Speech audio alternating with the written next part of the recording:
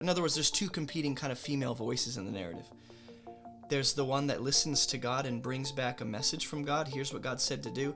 And then there's Sarah, who seems to be...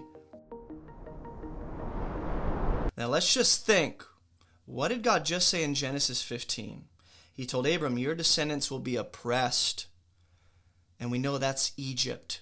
Egypt will do the oppressing, the enslaving, the bondage. Israel will eventually be in bondage to Egypt.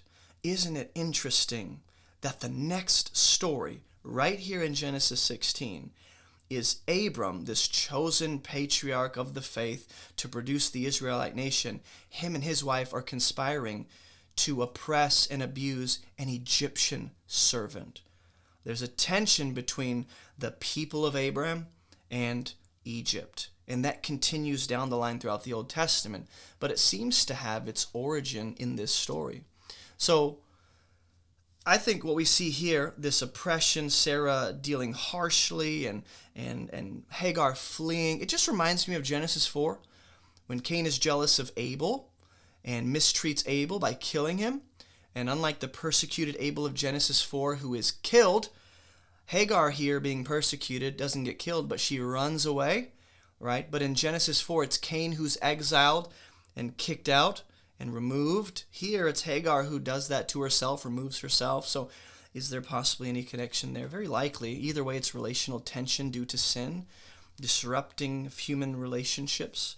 The angel of the Lord found her by a spring of water in the wilderness, right? Who does Jesus find by a well in John 4? I want us to be thinking about that. The woman at the well, a Samaritan, an outcast. Either way, the spring on the way to Shur. And he said, Hagar, servant of Sarah, where have you come from and where are you going?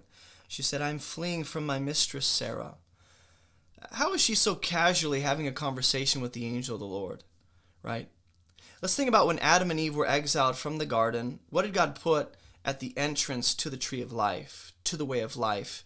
He put angelic beings, cherubim, to guard the way back in.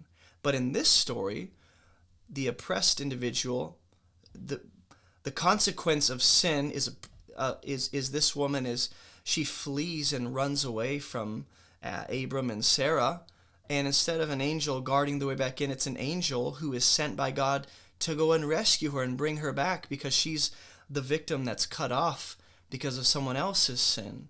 And I just wonder, is there something to that? The angel of the Lord will say, return to your mistress and submit to her. God tells Hagar, hey, return to the place that you fled from. This time have a different attitude. Have an attitude of submission instead of pride and contempt. So God is inviting Hagar to change her perspective about her situation and change the way she views her oppressors. The angel of the Lord also said to her, I will surely multiply your offspring so that they cannot be numbered for multitude. Didn't God just do that? Tell this to Abram in chapter 15 about his descendants. God doesn't identify. He says, I will surely multiply your offspring. Okay, this is key. God does not identify Hagar's child as belonging to Sarah like Sarah thought, right? Maybe I'll get a child through Hagar. Nope, not going to happen. This will be a separate line from Sarah's son Isaac. God just told Abram he'd be multiplied, and now he keeps that promise by extending that to an Egyptian servant that Abram has impregnated. It's as if the promise benefits her because of her proximity to Abram, the one who received the initial promise. So now that his seed is technically in her womb, God keeps his promise to Abram by even extending certain dimensions of that promise to this Egyptian servant. And the angel of the Lord said to her, behold, you are pregnant. It's like, yeah, didn't know that. And you'll bear a son. Call his name Ishmael. Ishmael. Why is that? Well, here's why. Because the Lord has listened to your affliction. In other words, God makes it clear. You are the victim. You have been afflicted. You have been violated and oppressed and wrongly treated. This is the same word in the last chapter that God uses when speaking about Israel in 400 years. Or for 400 years they'll be afflicted. By who? Egypt. Who's being afflicted here? This Egyptian servant. By who? Abram, the father of those descendants, Israel. Hey, if you don't know me, my name is Jason, and I have some free gifts for you on our website at abovereproachministry.com. Maybe you want to learn how to study the Bible. We have free Bible classes just for you. Are you maybe a newer believer? Go ahead and check out our Christianity 101 Foundations course. Maybe you hate videos. Well, we have a podcast, so you can listen to all of our messages on whatever podcast platform you prefer. Maybe you want to join or start a discussion group. Check out our map of all the current armed discussion groups all around the world. And do you maybe live near Greenville, South Carolina? If you do, you should check out our church. Visit movementchurchsc.com for more information. And if you'd like to partner with us financially, you can snag a copy of my book, Fruitful, or head over to the donate page and donate through debit or credit card, PayPal, Cash App, Venmo, Patreon, or even mail a check to P.O. Box 509, Inman, South Carolina. And if you want to make a ministry connection, feel free to reach out to me on our website. All right, I know that was a lot, but I'm done. So let's get back to the video. So God doesn't always tell people what to name their kids, but when he does, it's very special. God just told her, name him Ishmael. We see this unique God telling someone to name their child. We see that with Jesus and Isaac and John the Baptist. Verse 12, he shall be a wild donkey of a man. His hand against everyone and everyone's hand against him, and he shall dwell over against all his kinsmen. This shows that God had a plan for the Gentiles from the very beginning, because Ishmael kind of is a stand-in for the Gentile people. It wasn't just about the one whom God was personally working with as his chosen partner, Abram and his line. Ishmael is also a part of God's plan. Why does God, though, share all this information right now with Hagar as she's on the run, oppressed, lacking, desperately sitting by water in the wilderness? Why all this information? And it's the same question we asked about Abraham in the last chapter. Why does God give all these details about Abram's future and his descendants? It's just very similar.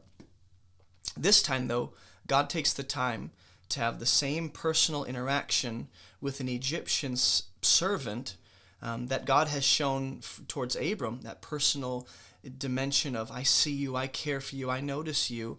And God's letting Hagar know, you matter just as much as Abram.